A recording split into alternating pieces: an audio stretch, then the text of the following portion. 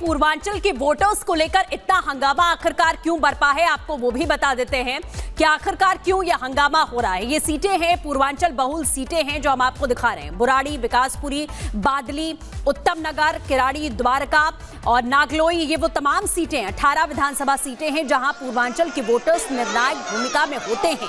इसीलिए आप समझिए कि इतना बवाल दिल्ली में मचा हुआ इस वक्त दिखाई दे रहा है। बुराड़ी, विकासपुरी, बादली, उत्तम नगर, किराड़ी, द्वारका, नागलोई जाट और नजफगढ़, ये वो सीटें सिलसिलेवार तरीके से 18 जो हम आपको बता रहे हैं जहां पर पूर्वांचलियों का जो वोट बैंक है वो ज्यादा है और इसी वजह से ये आरोप प्रत्यारोप का जो सिलसिला है वो यहां पर देखने को मिल रहा है। और वैसे आप यहां लगातार देख पा रहे हैं कि किस तरीके से आरोप प्रत्यारोप का खेल बदस्तूर जारी है। लेकिन जब बात दिल्ली चुनाव की हो तो जुबानी जंग के साथ साथ पोस्टर वार का भी हर दिन एक नया रूप देखने को मिलता है। बीजेपी हो या फिर आम आदमी पार्टी, दोनों ही दल अपनी तरह से सोशल मीडिया पर एक दूसरे को लगातार पोस्टर्स के जरिए टफ फाइट दे रहे हैं। देखिए इस रिपोर्ट में।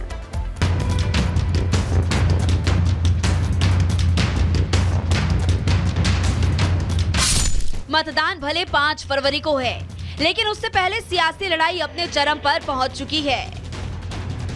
जमीन पर अपने अपने वादे जरूर है, सियासी फाइट सोशल मीडिया पर एकदम टाइट है। सोशल मीडिया पर दिल्ली चुनाव ट्रेंड कर रहा है और इसके पीछे वजह है बीजेपी या फिर आम आदमी पार्टी, दोनों की मीडिया सेल दिन रात हैवी कैंपेन कर रही है। दोनों ही दल एक दूसरे को पोस्टर के जरिए जवाब दे रहे हैं।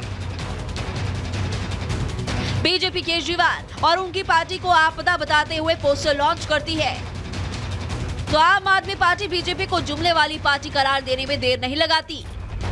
भ्रष्टाचारी, आपदा वाले, शीश महल, जाट से होता हुआ अब ये पोस्टर वॉर पूर्वांचलियों तक आ चुका है।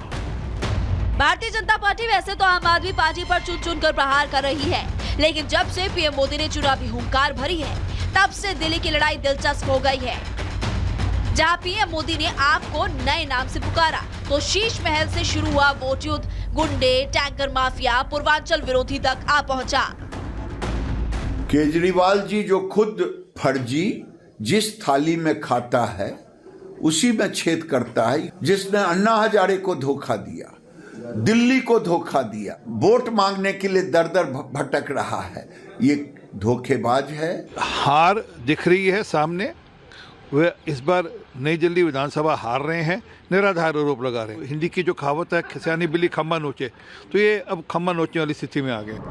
बीजेपी पोस्टर वॉर के जरिए सोशल मीडिया पर चुनावी जंग लड़ रही है, तो आप भी कहां पर चुप रहने वाली थी। उसने भी पोस्टर्स की झड़ी लगा दी, सवाल पूछ लिया कि भाजपा में आपदा कौन है, केजरीवाल के खिलाफ बीजेपी में चेहरा कौन है, क्या गाली देने वाली पार्टी को जनता चुनेगी। गाली गलौज पार्टी के नेताओं ने 10-10 हजार रुपए बांटने के लिए अपने नेताओं को दिया था कि वोट खरीदो, 10-10 हजार रुपए बांटो। चुनाव में तो जीतने की कोई संभावना है नहीं अरविंद केजरीवाल से, तो बेहतर है चुनाव में पैसे ही कमा लो। भ्रष्टाचार के अंदर भी भ्रष्टाचार किया जा रहा है। सिर्फ ये भ्रष्टाचार नहीं है कि 1100 रुपए दिया जा रहा है, इसमें भी भ्रष्टाचार दिया जा रहा है कि पैसा 10,000 आ रहा है और दिया 1,000 रुपए जा रहा है, 9,000 रुपए जेब में जा रहा है। 8 फरवरी वो तारीख है जब दिल्ली के सियासी भाग्य का फैसला हो जाएगा। केजरीवाल के भरोसे पर मुहर लगेगी या फिर दिल्ली मोदी के वादों पर मुहर लगाएगी। ये वो सवाल है जिसके जवाब बस कुछ ही दिनों में मिलने वाले हैं। Bureau report, Republic Bharat. और इसी बीच अगली बड़ी खबर आपको बता दें, राजधानी दिल्ली में ताबड़तोड़ प्रचार करेगी बीजेपी, जिसमें प्रधानमंत्री नरेंद्र मोदी, गृह मंत्री अमित शाह, उत्तर प्रदेश के मुख्यमंत्री योगी आदित्यनाथ भी चुनावी रैलियों को संबोधित करेंगे। आपको बता दें पीएम मोदी 7 रैलियों को संबोधित करेंगे, तो वहीं गृह मंत्री अमित शाह 14 रैलियां करेंगे। ऐसे में ताबड़तोड़ प्रचार किया जाएगा। राजधानी दिल्ली के विधानसभा चुनाव के लिए बीजेपी की तरफ से ठोस रणनीति बनाई गई है। 70 सीटों का ये विधानसभा चुनाव है और ऐसे में आम आदमी पार्टी की तरफ से सिर्फ एक ही चेहरा है, अरविंद केजरीवाल, लेकिन जमीनी मौजूदगी बीजेपी की ज्यादा दिख रही है।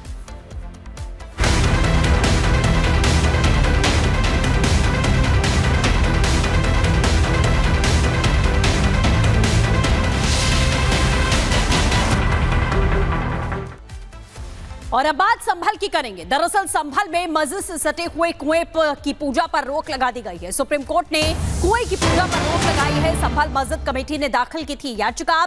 नगर पालिका ने कुआं पूजन की इजाजत दी थी और इजाजत के खिलाफ में सुप्रीम कोर्ट मस्जिद कमेटी पहुंची थी और आज सुप्रीम कोर्ट में सुनवाई के दौरान यूपी सरकार की तरफ से यह कहा गया कि मस्जिद कमेटी ने जिस कुएं की बात वो कर रही है वो सार्वजनिक कुआं है। वहीं मुस्लिम पक्ष ने कहा है कि कुएं का इस्तेमाल मस्जिद में पानी के लिए किया जाता है। तो सुप्रीम कोर्ट ने दोनों पक्षों को सुनने के बाद सभी पक्षों को नोटिस जारी किया है और अब अगली सुनवाई 21 फरवरी को होगी।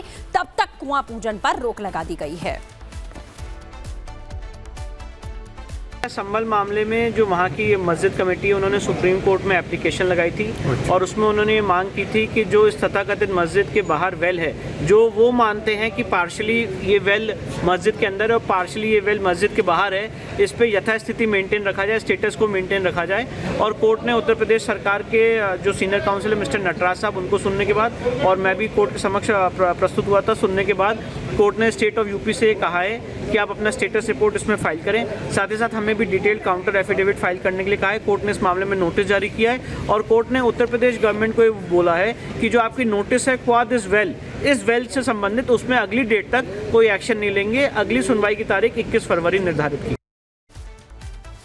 और इसी बीच आपको बता दें, संभल पर योगी आदित्यनाथ ने सर्जरी वाले बयान का जिक्र किया था और ऐसे में इसी बयान पर अब बीजेपी नेता साक्षी महाराज ने क्या कुछ कहा है वो आपको सुनवाते हैं। केवल योगी जी ही नहीं, मैं योगी जी का धन्यवाद करूंगा कि मुखरता से इस पर उन्होंने बयान दिया, पर मुस्लिम समाज में जो शोषित है, वंचित है, उपेक्षित है, गरीब तबका है, वो खुद कहता है माफिया बोर्ड है, ये वक्फ बोर्ड समाप्त होना चाहिए। ये मुसलमान स्वयं इसकी पहल कर रहे हैं। अब मामला जेपीसी को गया है, देखिए कुछ न कुछ निर्णय सही निकलेगा। योगी जी बहुत विद्वान हैं, धर्माचार्य हैं, अगर वो कुछ निर्णय सरकार लेती है तो स्वागत करने योग्य है। तो आपने यहाँ पर साक्षी महाराज को सुनाओ। फिलहाल इसी के साथ इस बुलेटिन में बस इतना ही। रुक रहे हैं छोटे से ब्रेक के लिए, फौरन लौट रहे हैं ब्रेक के उस पार।